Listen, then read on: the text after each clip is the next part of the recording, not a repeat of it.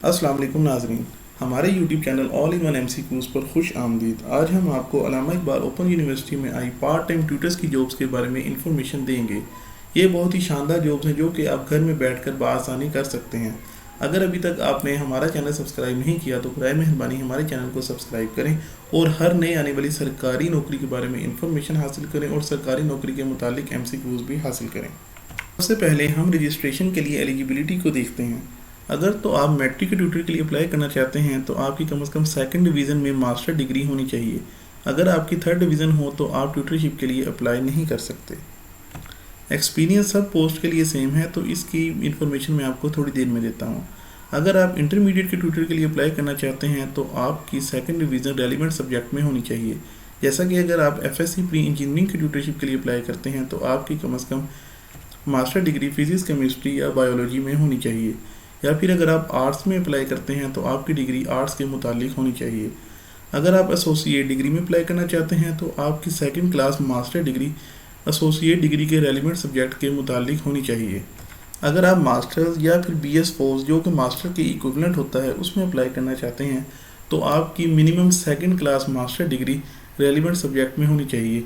जैसा कि अगर आप मास्टर या फिर BS कंप्यूटर साइंस के लिए अप्लाई करना चाहते हैं तो कम से कम आपकी क्वालिफ़िकेशन मास्टर या BS कंप्यूटर साइंस होनी चाहिए।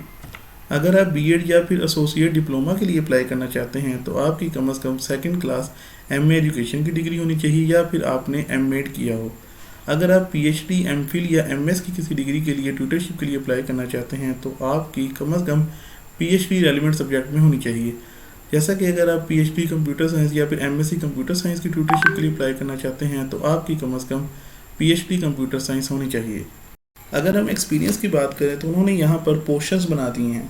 जैसा कि अगर आप BS16 के गवर्नमेंट टीचर हैं तो आपको कम से कम 2 साल टीचिंग का एक्सपीरियंस होना चाहिए। अगर आप ग्रेड 11 से ग्रेड 15 तक के गवर्नमेंट टीचर हैं तो आपको 3 ईयर पोस्ट क्वालिफिकेशन एक्सपीरियंस होना चाहिए। पोस्ट क्वालिफिकेशन एक्सपीरियंस का मतलब ये होता है कि आपकी जब तालीम मुकम्मल हो गई है उसके बाद जो आपका तजर्बा होगा सिर्फ वो ही काउंट होगा। जो एक्सपीरियंस आपने पढ़ाई के साथ साथ किया होगा वो इसमें काउंट नहीं होगा। प्राइवेट टीचर्स के लिए इन्होंने यहाँ पर 2 पोर्शंस बना दिए हैं। एक तो जो नॉर्मल स्कूल्स में प्राइवेट टीचर्स हैं उनके लिए 5 साल एक्सपीरियंस मांगा गया है। जो टीचर्स कोई रेप्यूटेड लार्ज स्कूल नेटवर्क में पढ़ा रहे हैं तो उनके लिए उन्होंने 2 साल एक्सपीरियंस मांगा गया है। रेप्यूटेड ऑर्गेनाइजेशंस जैसे कि अलाइड स्कूल्स हो गए, बीकन स्कूल सिस्टम हो गया, ये रेप्यूटेड स्कूल सिस्टम्स में आते हैं। अगर आप यूनिवर्सिटी के विजिटिंग फैकल्टी मेंबर हैं तो आपके लिए 1 year post qualification experience required है। अगर आपने MPhil या PhD की हुई है तो आपके लिए कोई एक्सपीरियंस रिक्वायर्ड नहीं है। आप बगैर एक्सपीरियंस के भी इसके अंदर अप्लाई कर सकते हैं। ऑलरेडी रजिस्टर्ड ट्यूटर्स को फिर से अप्लाई करने की ज़रूरत नहीं है, वो बस इस लिंक पर जाकर अपनी प्रोफाइल्स अपडेट कर लें। इसका लिंक भी मैं डिस्क्रिप्शन बॉक्स में दे दूँगा, वहाँ से जाकर आप अपनी प्रोफाइल्स को अपडेट कर सकते हैं। ट्यूटरशिप की प्रोसेसिंग फ़ीस 1000 रुपया है जो कि आपने allied bank, United bank, first women bank में जमा करवानी है। इसके अलावा आप इजी पैसा, यू पैसा, टेलीनॉर माइक्रो फाइनेंस बैंक या फिर यू बैंक में भी जमा करवा सकते हैं।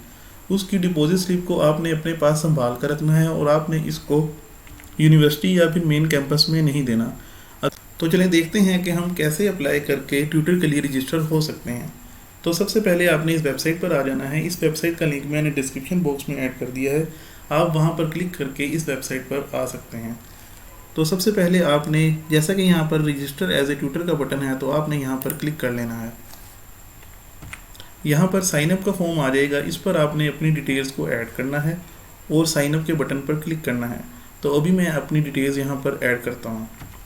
तो यहाँ पर मैंने अपनी डिटेल को ऐड कर लिया है। यहाँ पर आपने अपनी डिटेल्स को ऐड कर लेना है। पासवर्ड के लिए मैं हमेशा सजेस्ट करता हूँ कि आप अपना एक स्ट्रॉन्ग पासवर्ड यहाँ पर लगाएं जिसमें आप स्मॉल लेटर्स, लार्ज लेटर्स, उसके बाद स्पेशल करैक्टर्स जैसे @_ और नंबरिंग 1 2 3 इसको आप ज़रूर ऐड करें। इसके बाद हम साइन अप के बटन पर क्लिक करेंगे और इससे हमारा अकाउंट यहाँ पर क्रिएट हो जाएगा। तो जैसे कि मेरा अकाउंट सक्सेसफुली क्रिएट हो चुका है तो अब जो मैंने पासवर्ड अकाउंट क्रिएशन के टाइम दिया था वो मैं यहाँ पर ऐड करूँगा और साइन इन पर क्लिक कर दूँगा। यहाँ पर जैसा कि आप देख सकते हैं कि यहाँ पर 3 स्टेप्स हैं। स्टेप 1 में आपने प्रोफाइल क्रिएट करनी है। स्टेप 2 के अंदर आपने एडिशनल रोल जैसे कि अगर आप इन्विजिलेटर के लिए अप्लाई करना चाहते हैं, पेपर चेकर के लिए अप्लाई करना चाहते हैं तो आप वो यहाँ पर देंगे। और लास्ट में हम अपना चालान को डाउनलोड कर सकते हैं। तो सबसे पहले हम चलते हैं अपनी प्रोफाइल की तरफ और अपनी प्रोफाइल को कंप्लीट करते हैं। सबसे ही पहले यहाँ पर उन्होंने पर्सनल डिटेल्स पूछी हुई हैं, तो हम यहाँ पर अपना डाटा ऐड करते हैं। तो यहाँ पर मैंने अपनी सारी डिटेल्स को ऐड कर लिया है। सबसे पहले मैंने अपना फुल नेम यहाँ पर एंटर किया है, फिर फादर नेम, फिर डेट ऑफ बर्थ, फिर जेंडर, आपने मेल है या फीमेल, आपने अपना जेंडर यहाँ से सिलेक्ट कर लेना है। फिर उसके बाद आपने किस डिस्ट्रिक्ट का आपका डोमिसाइल है वो आपने यहाँ पर सिलेक्ट कर लेना है। फिर यहाँ पर आपने अपना रिलीजन सेलेक्ट करना है। अगर तो आप मुस्लिम हैं तो मुस्लिम सेलेक्ट करेंगे, अगर आप नॉन मुस्लिम हैं तो आप नॉन मुस्लिम सेलेक्ट करेंगे। उसके बाद आपने मैरिटल स्टेटस में अपना, अगर तो आप शादीशुदा हैं तो आप मैरिड पर क्लिक कर दें, नहीं तो आप सिंगल पर क्लिक कर दें। उसके बाद आपने अपना ब्लड ग्रुप यहाँ पर देना है, और उसके बाद अगर तो आपके अंदर कोई डिसेबिलिटी है तो आपने यहाँ पर वो ऐड कर देनी है। उसके बाद आपने सेव अपडेट के बटन पर क्लिक कर देना है। यहाँ पर हमारी पर्सनल डिटेल्स ऐड हो चुकी हैं, तो अब हम यहाँ पर एड्रेस पर क्लिक करेंगे और यहाँ पर अपना एड्रेस यहाँ पर देंगे। यहाँ पर आपने अपना पोस्टल डिस्ट्रिक्ट ऐड करना है जहाँ पर आपको डाक आएगी। यहाँ पर मैंने अपने एड्रेस की डिटेल्स ऐड कर लेनी है। यहाँ पर आपने पोस्टल डिस्ट्रिक्ट देना है जहाँ पर आपको यूनिवर्सिटी डाक वगैरह भेज सके। अगर तो आप सिलेक्ट हो जाएंगे तो यहाँ पर आपको फिर डाक आएगी या फिर आपको कॉल भी आ सकती है। उसके बाद आपने यहाँ पर अपनी पोस्टल तहसील देनी है और मुकम्मल एड्रेस आपने यहाँ पर ऐड करना है, जिससे आपको आपकी डाक बआसानी मिल सके। इसको हमने सेव कर देना है। और उसके बाद अब हम आते हैं अपनी एजुकेशन की तरफ। यहाँ पर आकर आपने सर्टिफिकेट डिग्री लेवल पे आकर मैट्रिक से ऑनवर्ड तमाम डिग्रीज़ आपने यहाँ पर ऐड करनी है। मैं यहाँ पर अपनी डिग्रीज़ ऐड करता हूँ और आपको बताता हूँ। यहाँ पर मैंने अपनी मैट्रिक की डिटेल्स यहाँ पर ऐड कर दी हैं। जैसा कि मैंने मैट्रिक की थी और उसके बाद आपने स्पेशलाइजेशन में जाके आपने साइंस के साथ मैट्रिक की है या फिर आर्ट्स के साथ की है, वो आपने सेलेक्ट कर लेनी है। उसके बाद यहाँ पर आपने ये बताना है कि आपने मैट्रिक की क्लास को कितने साल पढ़ाया है। जैसा कि आप, अगर हम एलिजिबिलिटी वाली साइड पे जाएं तो यहाँ पर उन्होंने एक्सपीरियंस मांगा हुआ है। आप जिस कैटेगरी में फॉल करते हैं आपने उसके अकॉर्डिंग यहाँ पर एक्सपीरियंस को ऐड करना है। अगर आपकी एमफिल या पीएचडी है तो अगर आप इसको एमटी भी छोड़ दें तो इसका आपको कोई इशू नहीं होगा। लेकिन अगर आप जैसे कि गवर्नमेंट टीचर्स हैं और यहाँ पर एक्सपीरियंस आपसे रिक्वायर्ड है, अगर आप उस कैटेगरी में फॉल करते हैं तो आपने यहाँ पर एक्सपीरियंस ज़रूर शो करना है। तो यहाँ पर फिल वक्त में यहाँ पर 2 ईयर एक्सपीरियंस ऐड कर देता हूँ। आपका जो अपना एक्सपीरियंस होगा आपने वो यहाँ पर ऐड करना है। और उसके बाद सबसे एंड पर ग्रेडिंग सिस्टम है। यहाँ पर डिवीज़न, परसेंटेज और CGPA है। मैं आपको यही सजेस्ट करूँगा कि आप यहाँ से फर्स्ट या सेकंड डिवीज़न इसी को सिलेक्ट करें, क्योंकि जैसा कि आप ऐड में भी देख सकते हैं उन्होंने यहाँ पर सिर्फ डिवीज़न का जिक्र किया है। तो आप यहाँ पर डिवीज़न को ही सिलेक्ट करें और उसके बाद यहाँ पर सेव अपडेट के बटन पर क्लिक कर दें। जैसे ही हमने सेव अपडेट के बटन पर क्लिक किया है तो आप देख सकते हैं कि यहाँ पर हमारी डिटेल्स आ चुकी हैं। अगर आप इसमें कुछ एडिट करना चाहें तो आप यहाँ पर क्लिक करके एडिट भी कर सकते हैं, या फिर अगर आप इसको डिलीट करना चाहें तो यहाँ पर क्लिक करके इसको डिलीट भी कर सकते हैं। उसके बाद आपने एक एक करके सब एजुकेशंस को यहाँ पर ऐड कर लेना है और उसके बाद आपने एक्सपीरियंस वाले टैब पर आ जाना है।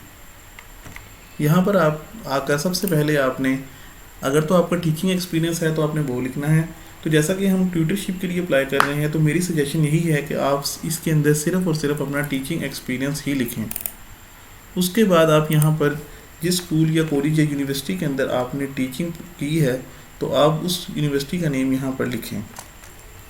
उसके बाद आपने यहाँ पर ये बताना है कि आप गवर्नमेंट टीचर थे, सेमी गवर्नमेंट टीचर थे या फिर आप प्राइवेट टीचर थे। टीचिंग लेवल के अंदर आपने किस क्लास को पढ़ाया है। अगर तो आपने प्राइमरी तक पढ़ाया तो आपने यहाँ पर प्राइमरी क्लिक करना है। लेकिन जैसा कि आप देख सकते हैं कि हमने कम से कम यहाँ से मैट्रिक, इंटरमीडिएट इनको ही पढ़ाना है, तो आप प्राइमरी यहाँ पर सिलेक्ट ना करें, कम से कम secondary, higher secondary, under graduate इसको आप सिलेक्ट करें। अगर आप किसी लार्ज प्राइवेट इंस्टीट्यूट, जैसा कि मैंने आपको पहले बताया था, उसमें अगर आप फॉल करते हैं तो आप इनमें से उसका नेम भी यहाँ पर सिलेक्ट कर सकते हैं। अगर आप किसी लार्ज इंस्टीट्यूट में पढ़ा रहे हैं लेकिन उसका नेम यहाँ पर आपको नहीं मिल रहा तो आप अदर्स पर क्लिक करके भी इसको सिलेक्ट कर सकते हैं। जॉब टाइप में आप ये बताएंगे कि आप रेगुलर हैं या कॉन्ट्रैक्चुअल। जैसा कि अब गवर्नमेंट जॉब्स के अंदर भी कॉन्ट्रैक्चुअल जॉब्स आती हैं, तो अगर आप गवर्नमेंट कॉन्ट्रैक्चुअल भी हैं तो आप यहाँ पर कॉन्ट्रैक्चुअल को ही मेंशन करें। उसके बाद आपकी वहाँ पर जो डेजिग्नेशन थी, आप लेक्चरार थे, असिस्टेंट प्रोफेसर थे या जूनियर टीचर या सीनियर टीचर, आप वो यहाँ पर ज़रूर मेंशन करें। यहाँ पर अगर तो आप गवर्नमेंट जॉब में थे तो यहाँ पर जो आपका स्केल था वो आपने यहाँ पर ऐड करना है। अगर आप विजिटिंग फैकल्टी में थे तो आप यस, अगर विजिटिंग फैकल्टी में नहीं थे तो आपने नो पे क्लिक कर देना है। उसके बाद हायर डेट में आपकी ज्वाइनिंग डेट क्या थी वो आपने लिखनी है, और एंड डेट में अगर तो आप अभी भी उस जगह पर काम कर रहे हैं तो टू डेट पे क्लिक करेंगे, नहीं तो आपने यहाँ पर एंड डेट पे क्लिक करके यहाँ से डेट सिलेक्ट कर लेनी है और उसके बाद आपने इसको अपडेट कर देना है। अगर तो आपके एक से ज़्यादा एक्सपीरियंस है तो आप इसमें वो भी ऐड कर सकते हैं। अपनी प्रोफाइल को अपडेट करने के बाद आपने डैशबोर्ड पर आ जाना है और उसके बाद एडिशनल रोल कंसेंट पर आ जाना है। जैसे ही आप क्लिक करेंगे तो आपके सामने ये एक विंडो शो हो जाएगी। यहाँ से आपको वो पूछ रहे हैं कि अगर आप चाहें तो आपको पार्ट टाइम के ऊपर इन चीज़ों के ऊपर अगर आप अप्लाई करना चाहते हैं तो आप इनको टिक कर दें। यहाँ पर जैसे कि रिसोर्स पर्सन वर्कशॉप के लिए भी वो आप अप्लाई कर सकते हैं, हेड एग्जामिनर, सब एग्जामिनर, जैसे कि ये पेपर्स होते हैं ओपन यूनिवर्सिटी के, तो आप उनके लिए भी अप्लाई कर सकते हैं, सुपरिटेंडेंट के लिए भी अप्लाई कर सकते हैं, इन्विजिलेटर के लिए भी अप्लाई कर सकते हैं। इन्विजिलेटर वो लोग होते हैं कि जब हम पेपर दे रहे होते हैं, जो हमें पेपर डिस्ट्रीब्यूट करते हैं, हमसे पेपर कलेक्ट करते हैं और पेपर की निगरानी करते हैं, उनको इन्विजिलेटर कहते हैं। आप जिसमें भी अप्लाई करना चाहें आप यहाँ पर उस पर टिक करके उसको सेव कर सकते हैं। मेरी सजेशन ये है कि आप इन्विजिलेटर के लिए ज़रूर अप्लाई करें और उसके अलावा जिसमें आप अप्लाई करना चाहें आप अप्लाई कर सकते हैं। उसके बाद आपने इसको सेव कर देना है। जैसा कि यहाँ पर हमारी डिटेल सेव्ड हो गई हैं तो हमने यहाँ पर डैशबोर्ड पर चले जाना है और यहाँ से जनरेट चालान के बटन पर जैसे ही हम क्लिक करेंगे तो यहाँ पर हमने आई हेयर बाय कन्फर्म पे टिक करके यहाँ से जनरेट चालान पे क्लिक कर देना है। जैसे ही आप जनरेट चालान के बटन पर क्लिक करेंगे तो यहाँ पर आपको ये विंडो शो होगी। यहाँ से आपने प्रिंट चालान के बटन पर क्लिक करके इस चालान को प्रिंट कर लेना है और बैंक में जाकर फीस जमा करवा कर इस चालान को अपने पास संभाल कर रख लेना है। यूनिवर्सिटी आपकी क्वालिफ़िकेशन आपके एक्सपीरियंस के अकॉर्डिंग आपको शॉर्ट लिस्ट करेगी और उसके बाद आपको कॉल लेटर या फिर कॉल की जाएगी और नेक्स्ट प्रोसीजर के बारे में आपको आगाह कर दिया जाएगा। Thanks for watching.